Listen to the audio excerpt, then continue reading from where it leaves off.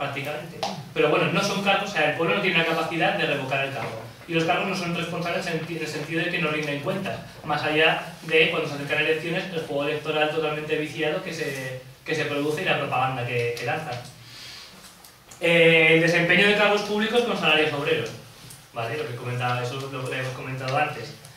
Que el poder político sea un organismo ejecutivo y legislativo al mismo tiempo, ¿vale? Y aquí voy a parar un segundo. Los liberales creen en la división de poderes. Bueno, no creen en la división de poderes. Nos hacen creer en la división de poderes cuando no existe división de poderes.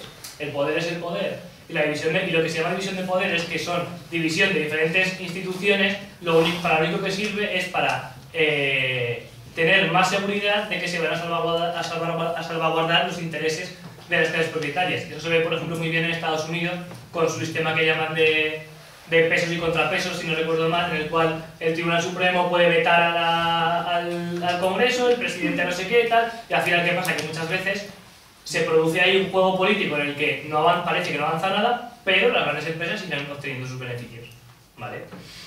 Entonces eso, la división de poderes no existe realmente.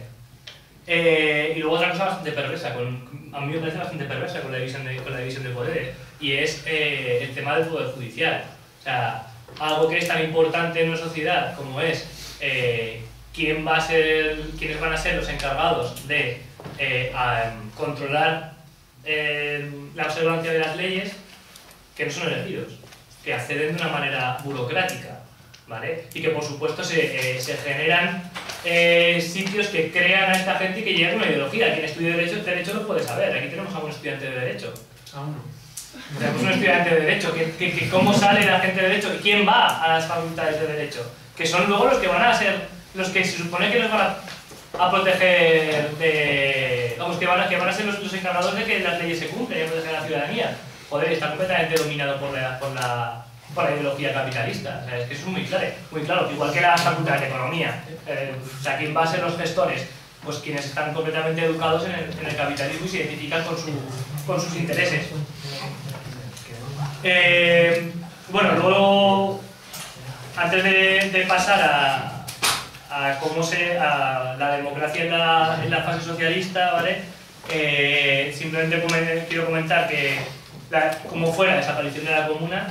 Bueno, Lenin criticó la infralimitación en la represión, ¿vale? Cree que fueron quizá demasiado condescendientes con burgueses que estaban dentro, que, pues digamos que ejercían también su presión y que colaboraban a que la comuna se desmontara, porque la comuna no dura más que 2 meses y algo, de marzo a mayo de 1871.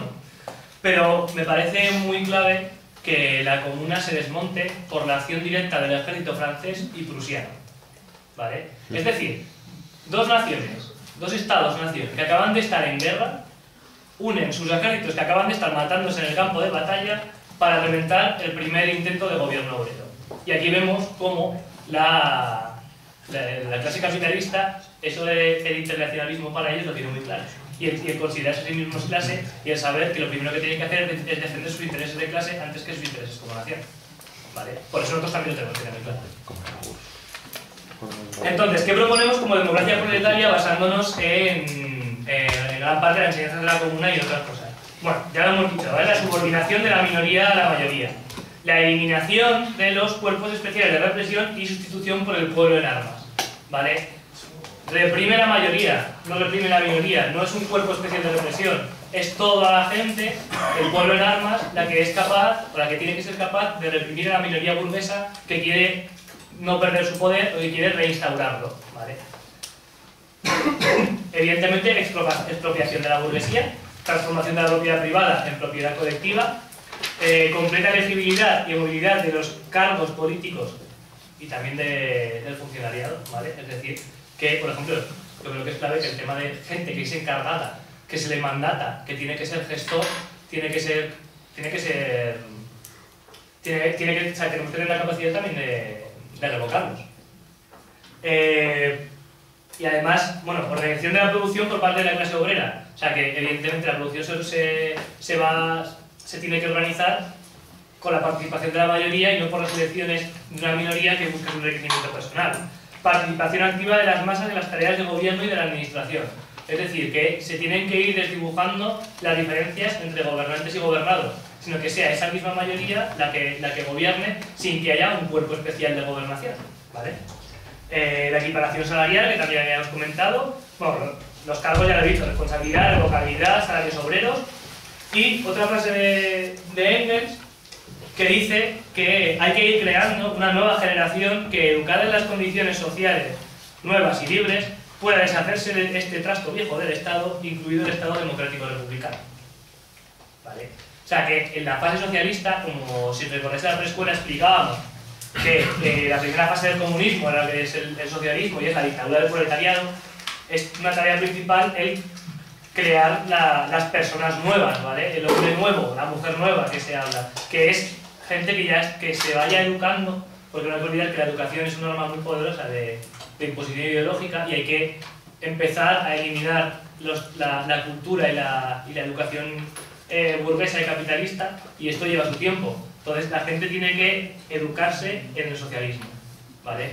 Si no, no se va a poder tampoco dar el paso a la siguiente fase.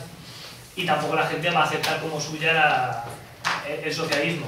Aquí hay un problema, y es que la propaganda capitalista y la educación capitalista es muy fuerte, incluso cuando existen estados socialistas. Y se sabe vender muy bien, y a veces eso ha ocasionado muchos problemas, y todo el mundo hemos escuchado como en países del bloque soviético, mucha gente del bloque socialista, mucha gente quería el capitalismo había gente que quería el capitalismo porque pensaban que les iba a traer más prosperidad, que iban a ser capaces de tener más propiedades, porque estaban imbuidos precisamente por la propaganda capitalista. Luego se dieron cuenta de que era mentira. Pero, claro, durante ese tiempo la propaganda del capitalismo es muy fuerte. Y bueno, esto, ¿alguna duda? ¿Alguna pregunta? ¿Algo que queráis? Sí, sobre lo que acabas de decir, los cubanos estos que trajo Zapatero, las cucarachas estos que trajo Zapatero para que los tuviesen en la dictadura cubana, que expropiaron su vivienda o que no podían pagar la hipoteca hace un par de años, lo dijeron bien claro en el país. Yo quería venir aquí porque pensaba que podía comprar más cosas, pero no he quitado mi casa, cosa que en Cuba no pasa. Si sé que esto vas aquí, me quedo en Cuba. Sí, claro, que es lo que le ha pasado a mucha gente. Hay que tener en cuenta que... Espera, un segundo, ¿vale? Estoy a punto de terminar la exposición, entonces, si queréis... si ¿es pregunta o es una aportación? Pues apuntando ya si quieres para luego. Lo que ha dicho Paco, si queréis lo comentamos luego también. Bueno, hemos hablado hasta ahora de la primera fase, y esto estaría bien que en algún otro momento hiciéramos una charla, ponencia, taller, seminario sobre algo similar, ¿vale? Cualquier cosa. Sobre los estados socialistas, ¿vale? Cómo han funcionado, cómo se han organizado. También me parece interesante porque esto todavía estamos hablando un poco sobre qué es lo que hay que hacer, ¿vale? Pero lo que he dicho también muchas veces, Lenin escribió el qué hacer y el estado de la revolución, pero también escribió las tareas inmediatas del poder soviético, que ya empieza a plantear algunas cosas, algunas contradicciones que se van dando, y es bastante interesante verlo. Y eso ya para otro momento. Pero bueno, volviendo, hemos hablado de la primera fase, y entonces, ¿qué se plantea en la segunda fase o qué se plantea en el comunismo? ¿Qué es el comunismo? ¿Por qué es lo que estamos luchando como objetivo final? Y es por una sociedad sin clase ni Estado, por la sustitución, esto tiene tela, la sustitución del gobierno sobre las personas por la administración de las cosas. Es decir, nosotros no queremos que exista el gobierno porque el gobierno es, otra vez, la imposición de unos sobre otros. Por lo tanto, como objetivo final, si no hay clases que vayan a imponer una sobre la otra, no hace falta Estado y por lo tanto no hace falta gobierno como tal. Sino que lo que se tienen que establecer son relaciones entre productores libres e iguales. ¿Vale? Esto da también para mucho, como siempre. Pero bueno, y antes de terminar y pasar un poco a algunas, lo que he llamado cuestiones de actualidad que quería comentar para que dé pie a debate, sí que quiero leer otra vez a Lenin en el estado de la revolución, cuando habla de la sociedad comunista, pues, bueno, me parece bastante interesante, ¿vale? Entonces, leo. sobre la sociedad comunista, cuando se haya roto ya definitivamente la resistencia de los capitalistas, cuando hayan desaparecido los capitalistas, cuando no haya clases, es decir, cuando no haya diferencias entre los miembros de la sociedad por su relación hacia los medios sociales y de producción, solo entonces desaparecerá el Estado y podrá hablarse de libertad. Solo entonces será posible y se hará realidad una democracia verdaderamente completa, una democracia que verdaderamente no implique ninguna restricción. Solo entonces la democracia comenzará a extinguirse, por la sencilla razón de que los hombres, liberados de la esclavitud capitalista, de innumerables horrores, bestialidades, absurdos y vilezas de la explotación capitalista, se habituarán poco a poco a la observación de las reglas elementales de convivencia conocidas a lo largo de los siglos y repetidas desde hace miles de años en todos los preceptos. A observarla sin violencia, sin coacción, sin subordinación, sin ese aparato especial de coacción que se llama Estado. El Estado podrá extinguirse por completo cuando la sociedad ponga en práctica la regla de cada uno según su capacidad, a cada uno según sus necesidades. Es decir, cuando los hombres estén ya tan habituados a guardar las reglas fundamentales de convivencia y cuando su trabajo sea tan productivo que trabajen voluntariamente según sus capacidades. Hay que ver. O sea, a mí sobre todo de esta frase lo que más me llama la atención. Yo creo que esto lo he visto ya después, porque esto, y lo voy citando a Lenin cuando en la conferencia sobre el Estado que hace a Komsomol, que cuando habla sobre el libro de Engels que he comentado antes del origen de la familia, propiedad y del Estado, dice que seguramente en una primera lectura no se van a enterar de mucho, y que es después leyendo cuando te empiezas a enterar de cosas. Por eso pasa muchas veces, porque este pasaje, por ejemplo, una vez leído, te puedes quedar con algunas cosas, pero a mí sobre todo lo que me llama la atención y creo que también daría bastante debate es lo de se habituarán poco a poco la observancia de las leyes elementales de convivencia conocidas a lo largo de los siglos y repetidas desde hace miles de años. Conocidas a lo largo de los siglos. O sea, a ver, hemos dicho antes que en la fase socialista hay que educar a la gente en el socialismo, tenemos que educarnos en el socialismo para poder pasar a la siguiente fase. ¿Cuánto tiempo puede durar esa fase? No lo sabemos, porque nunca se ha pasado de esa fase. Por lo tanto, eso también puede servir muchas veces para desmontar eso de que el comunismo no funciona porque sí, se llega a la dictadura del proletariado pero no se pasa de ahí. Entonces, bueno, es que nadie ha dicho en qué momento se vaya a pasar de ahí. ¿Cómo se puede pasar de ahí? Ahí ya da para mucho, y como hablamos sobre supuestos, porque no hay ni siquiera un intento de superar la fase socialista, pues estamos muchas veces hablando sobre abstractos, pero hay que tener en cuenta que esa fase puede ser muy larga y que aún así la fase socialista evidentemente es infinitamente más beneficiosa para la clase trabajadora que cualquier otro modo de producción. Con esto termino lo que era la exposición en sí. Sí que paso a lo que he llamado cuestiones de actualidad, ¿vale? Para que puedan dar pie un poco a debate si lo veis oportuno y si no, pues no. Y básicamente he puesto 4, ¿vale? Una primera, que es lo que comentábamos antes del Estado contra el mercado, que, bueno, a mi juicio, esa pugna entre Estado y mercado es falsa, porque el Estado siempre el Estado capitalista siempre sirve a los mercados. Lo hemos visto en la acumulación originaria, lo vemos constantemente con las leyes que se hacen, lo hemos visto ahora mismo con el tema de los rescates a la banca, de las reformas laborales, de todo esto que lo hemos vivido en primera persona, y hemos visto cómo el Estado siempre favorece guerras cuyo objetivo es beneficiar a los capitalistas. Y una cosa que me parece muy gráfica y es ver a jefes de Estado, por ejemplo a nuestro rey, negociando con monarquías absolutas del Golfo para favorecer a los empresarios de España. O sea, el jefe del Estado, ¿vale? Es que me parece importante decir que es el jefe del Estado que está negociando para conseguir beneficios para la clase capitalista, para los empresarios. Esta es una. Otra es lo que se ha hablado muchas veces del fin del Estado-Nación. Se habla de que vamos, sobre todo en Europa, este debate tiene mucho calado, porque con el tema de la Unión Europea pues se habla de que se está yendo al fin del Estado-Nación. A ver, a mí me parece algo que es algo inexacto. Primero, porque el principal peso todavía lo siguen teniendo los Estados-Nación, ¿vale? O sea, la propiedad y el control sigue teniendo una base nacional. Las empresas siguen estando afincadas más o menos en países. El 80% de las multinacionales tienen su sede principal en uno de los 3 grandes bloques imperialistas. Los estados les proporcionan un marco jurídico para conservar su propiedad privada. O sea que la desaparición del Estado-Nación, bueno. Y luego, el tema de Europa, Si os recordáis cuando comentaba el surgimiento del Estado-Nación, cómo se han ido eliminando fronteras, trabas al comercio, no puede ser eso precisamente lo que está pasando en Europa. O sea, que no es que le esté quizá eliminando lo que es el Estado-Nación, sino traspasando los Estados-Nación de Europa a uno más grande.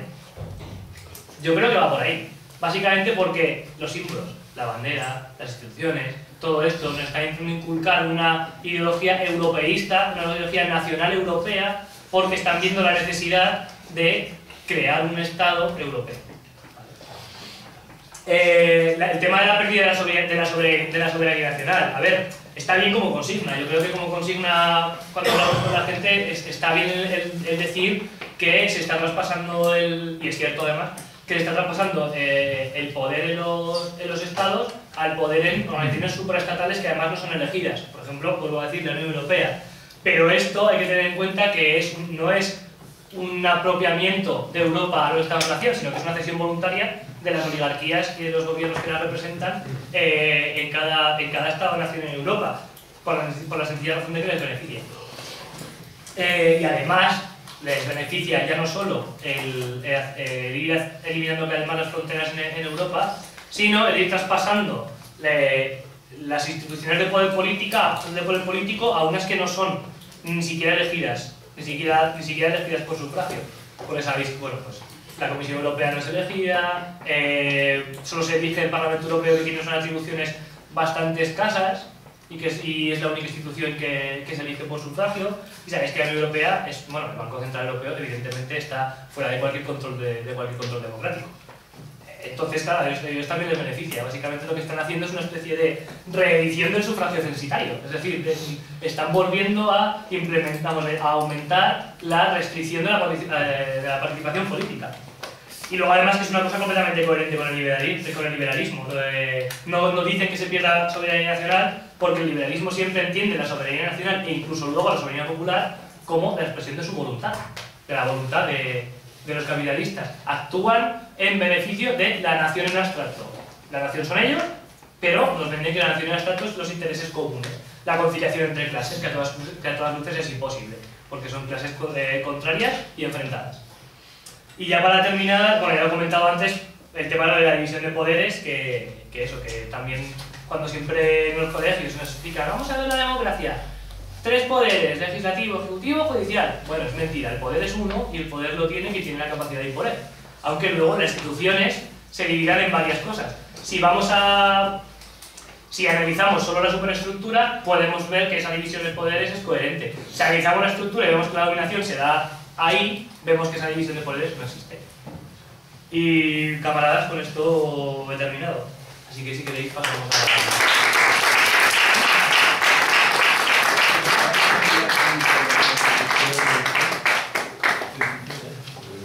Vale, como he comentado antes, primero turno de preguntas como tal, si se quiere, y luego ya pues pasamos a aportaciones, debates, lo que sea. ¿Preguntas? ¿Más? Lo del modo de producción asiático, comentarlo así por curiosidad.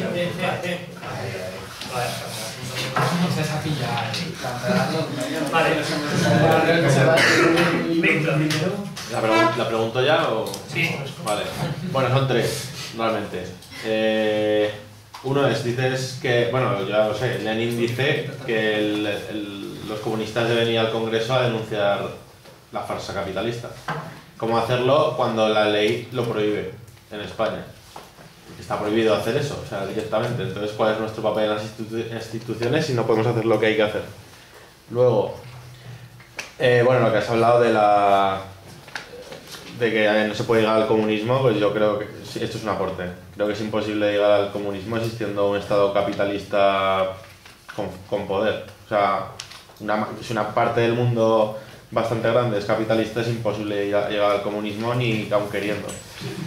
Y después, una pregunta, ¿qué falló en la URSS para no crear el hombre nuevo en 70 años? O sea, me refiero en cuanto a educación, o si no se lo propusieron suficiente, o no entiendo, o sea, que tuvieron tiempo para hacer cosas. Vale. Desde luego yo creo que no llegaron al nivel de, aunque a pesar de lo que diga el canal Historia, no llegaron al nivel de sometimiento mental que existe en el capitalismo, que se ve que es maravilloso, o sea, que es muy bueno el sometimiento, no que sea bueno, está bien hecho. Está guay, eso me tiene Pero no hagas historia. Paco. Vale, ¿más preguntas? Si no empiezo porque estas son bastante. Vale. Bueno, a ver, empezamos. El tema de las instituciones, ¿vale? A ver, sí, hay que estar instituciones porque, evidentemente, como he dicho, para denunciar la barbarie capitalista. ¿Que dices que esto no se puede hacer? Es que a veces hay que, como hemos dicho en muchas ocasiones, bordear los límites de lo legal, ¿sabes? Y Lenin también decía que nuestros diputados van del Parlamento a la cárcel y de la cárcel al Parlamento. Pues sí, pues claro, evidentemente las leyes están hechas para quienes están hechas y las instituciones están constreñidas para mantener una dominación. Nosotros lo que tenemos que hacer es, en la medida que podamos, utilizarlas para saltárnoslo y denunciar y utilizar el poder también, muchas veces el poder mediático que tienen estas instituciones para denunciar precisamente ese orden de cosas. A ver, yo creo que hay que estar en instituciones por esto y también porque hay que tener en cuenta que cuando estamos nosotros y nosotras no están ellos.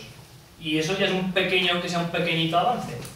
¿Vale? Que evidentemente hay que tener en cuenta que a través de las instituciones burguesas no se va a llegar al socialismo. Eso hay que tenerlo muy claro. Pero sí que se pueden utilizar, hay que utilizar todas las herramientas que tenemos para combatir. Estamos en un terreno en el que no hemos elegido ni el terreno ni nada. Entonces, eso tenemos que tenerlo en cuenta. Que nos puede surgir una contradicción, y de hecho a veces nos surge. ¿Qué hacemos? ¿Nos arriesgamos a hacer esto que es ilegal? No nos arriesgamos. ¿Nos saltamos a tolerar a los tratados, por ejemplo, los tratados de la Unión Europea y decimos que no vamos a pagar la deuda? Pues yo creo que sí. Yo creo que sí. Claro. Sí, sí. Pero yo, más que como una cosa individual que haga un diputado que lo pueda meter a la cárcel, es que, según la ley de partidos, si un partido hace sistemáticamente eso, se ilegaliza. Por eso te digo que con Bildu, o sea, lo hicieron para Bildu, porque Bildu hacía eso, más o menos. Hablar de los presos directamente. Entonces, o sea, que no digo que esté bien ni mal, digo que eso está ahí. O sea, que se podría hacer, o sea, que se hace. Pues seguir haciéndolo. Es que, a ver, que evidentemente no te van a poner facilidades. Ya. Tenemos que también tener la mano izquierda para saber cómo hacerlo y para no arriesgarnos inútilmente, pero también tenemos que saber que si nos queremos nuestra lucha política, pues igual en algún momento nos legalizan, igual algunos nos meten a la cárcel.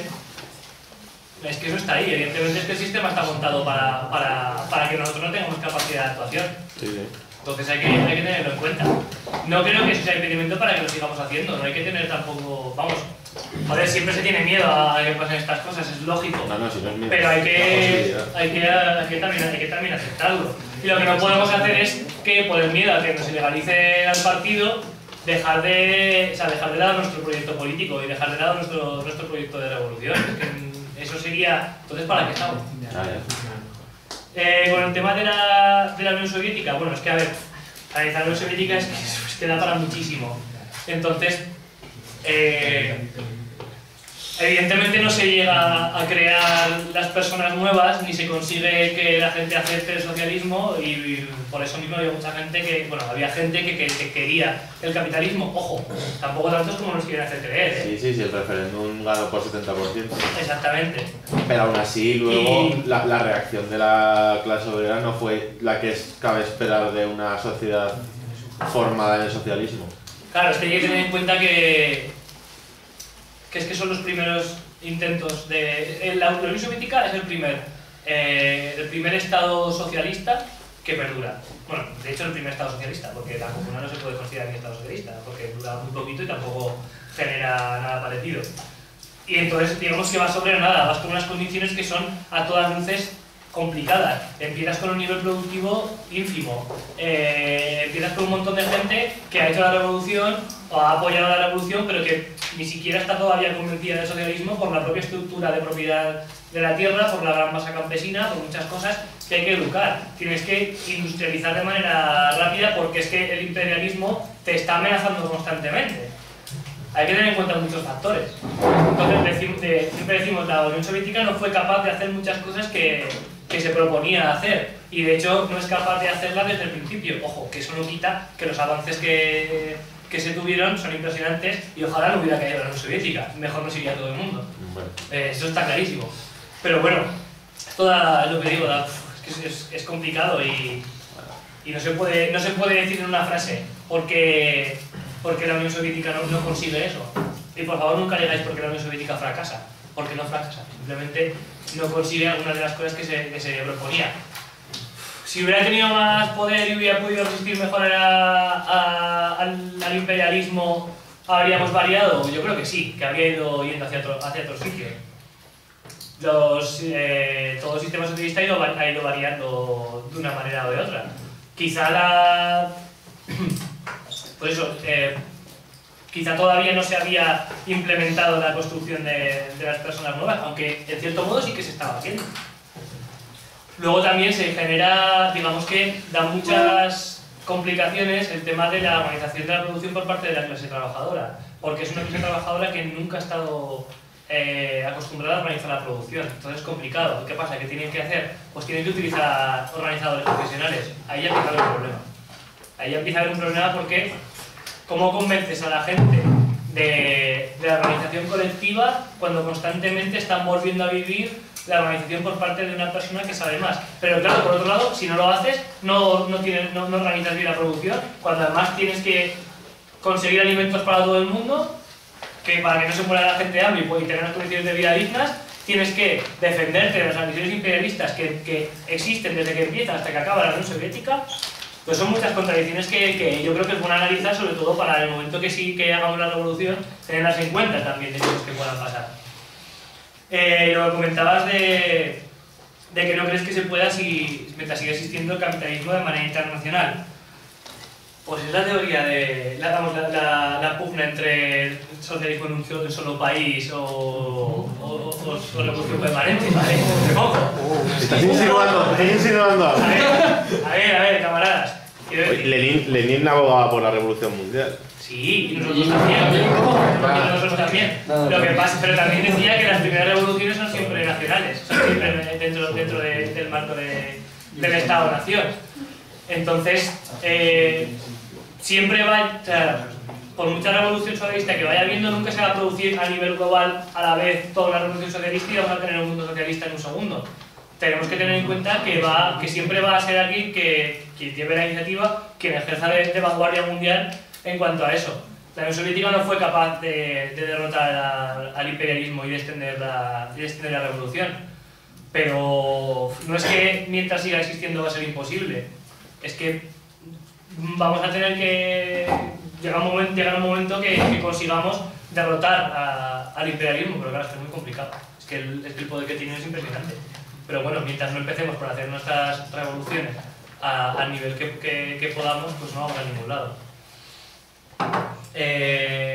Modo de producción asiático. A ver, rápidamente.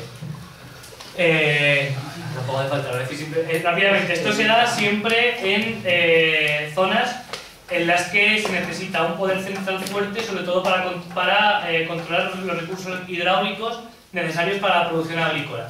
¿Vale? Por ejemplo, pues eso, como hemos comentado antes, en Mesopotamia tienen que hacer un montón de canales y construcciones hidráulicas para poder regar, porque si no, no pueden comer. Entonces se genera un poder central bastante fuerte. La clase explotada no son esclavos, hay esclavos, pero no son la principal clase trabajadora, y existe un sistema de redistribución que muchas veces está basado en los centros de poder político-religioso, porque la mayoría de veces son los templos, pero se hace el centro de redistribución. Entonces, digamos que hay una clase que trabaja, que ese trabajo es apropiado entero por un poder central que redistribuye de la manera que más o menos le parece, ¿vale? Entonces, ¿cuál es la peculiaridad de este modo de producción? Que es bastante largo en el tiempo, es de los más largos en el tiempo, ¿vale? Porque donde hay modo de producción asiático, casi